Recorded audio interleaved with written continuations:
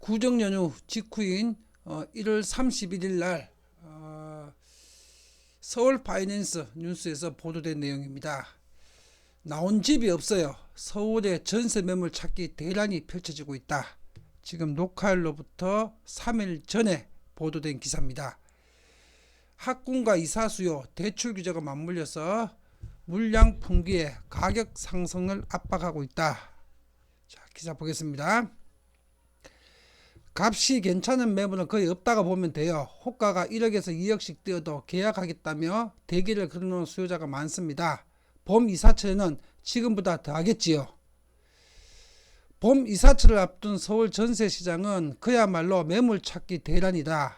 강남권과 목동 등 전통적인 학군 강세 지역은 일찌감치 물건이 동났고 전세값은 연일 신고가를 경신하고 있다. 올해 서울에 쏟아진다는 4만 가구의 입주 물량도 전세시장 불안 우려를 잠재우기 엔 역부족이다. 12.16 부동산 대책 이후에 전세로 돌아선 수요에다가 학군 수요, 그 다음에 봄 이사철 수요까지 시장에 가세할 예정인 만큼 전세값 급등, 매물 품귀 현상이 이어질 것이라는 관측이 우세하다. 1월 31일 서울 부동산 정보광장에 따르면 올해 1월에 서울 아파트 전세 거래량은 4,195건으로 집계됐다. 이는 지난해 같은 기간 11,650건보다 전세 거래가 63.9%나 감소했습니다. 63.9%가 감소한 이유가 1년 전보다 전세 매물 자체가 감소를 했고요. 그 다음 전세가 반전세로 또 월세로 전환됐기 때문입니다. 작년 1월 이후에 2월 1,090건, 3월 11,449건 등 1만 건 안팎을 유지하다가 지난해 12월에 7,000건대로 떨어지더니 이달 들어서 1월달 들어서 4,000건대로 급감했다. 전세가 매물이 지금 없어지고 있습니다. 전부 반전세나 월세로 바뀌고 있습니다. 거래 절벽 수준으로 얼어붙은 아파트 매매 거래량과 궤를 같이 하는 모습이다. 이달 서울 아파트 거래량은 1,439건으로 전월 7,500건에 견져서 80%나 줄어들었다. 지금 유동성이 지금 상실되고 있죠. 거래 실종으로. 이를 두고 업계는 매물 품귀 현상으로 인한 결과로 진단한다. 매매 시장의 경우 관망세로 거래가 끊겼다면 전세는 되려 공급이 부족해서 거래로 성사되지 못하는 경우가 적지 않다는 것이다. 명문 학세권에서 전세값은 부르는 게 값일 정도다.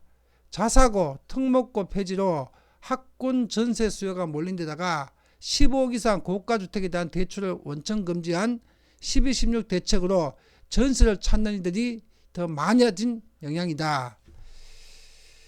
자, 지금 강남 대치동, 목동, 서초구 일대는 전세값이 1, 2억 뛰는 일이 다반사다. 하루에도 1, 2억씩 뜁니다.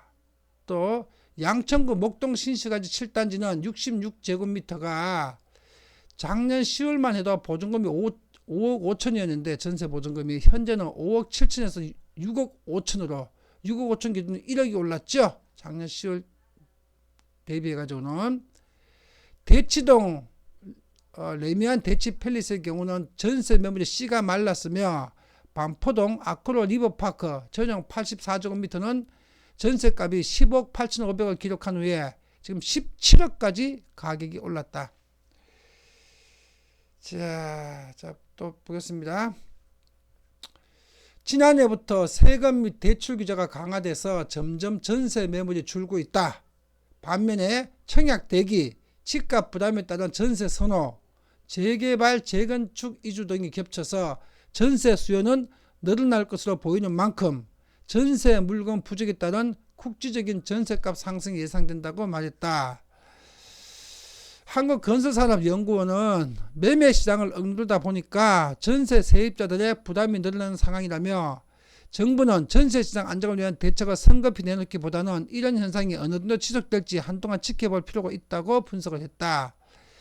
자, 전세가 지금 12.16 부동산 정책의 풍선 효과로 매매 거래량이 줄면서 전세 수요가 폭발적으로 증가를 해버렸습니다.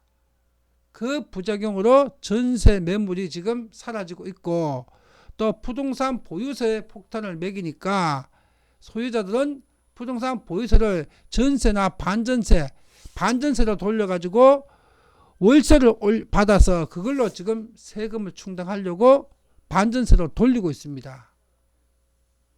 이래서 지금 12, 16 부동산 대책은 가장 큰 피해자가 지금 당장 가장 큰 피해를 보고 있는 현실적인 피해자가 세입자들입니다. 이게 반시장 정책의 문제점입니다. 그런데도 불구하고 이 좌파를 지지하는 서민들과 무주택자들은 좌파 정부가 부동산을 갖다가 규제를 강화하고 세금 폭탄을 증가시키는 것이 언제나 옳은 정책이라고 그렇게 믿고 있고 지금 그렇게 주장을 하고 있습니다. 부동산 규제를 강화해서 공급이 줄어들고 부동산 세금의 폭탄을 매겨갖고 세금 부담이 늘어나게 되면 그건 전부 다 시장에서 매매 가격으로 임대 가격으로 무주택자와 세입자한테 다 증가가 됩니다. 이것이 실물 경제입니다. 좌파 정치인과 좌파 지지자들은 이러한 경제적 사실을 모르고 있는 거죠. 이념적으로만 경제를 바라보니까. 서민과 무주택자 여러분들은 계속 이렇게 좌파 정책을 지지를 하시게 되면요, 결국은 북한과 같은 꼴이 됩니다. 북한이 어떤 줄 아십니까? 국민소득 대비 집값은 한국보다 4배에서 20배가 더 비쌉니다. 북한 공산당이, 북한 사회주의 인민공화국이 한국보다 소득 대비 집값이 4배에서 20배가 더 비쌉니다. 그리고 좋은 집은 권력층 사람들만 차지하고 있습니다. 나머지 권력층 아닌 사람들은 전부 다 아주 거지 같은 집에서 살아야 됩니다. 좌파를 지지하는 지지자 여러분들이 좌파의 부동산 정책을 계속 지지를 하게 되기 때문에 결국 한국도 북한과 똑같은 꼴이 됩니다. 여러분들 주거 환경이 더 열악해지는 게 그게 실제로 여러분들한테 닥쳐올 현실입니다. 여러분들 경제는 이념으로 돌아가지 않습니다. 경제는 피부에 느끼는 현실로 경제를 분석하고 판단을 해야 됩니다. 4.15 총선에서 여러분들이 현명한 선택을 하지 않으시기 때문에 여러분들은 경제적으로 생지옥에서 앞으로 살아가게 될 것입니다.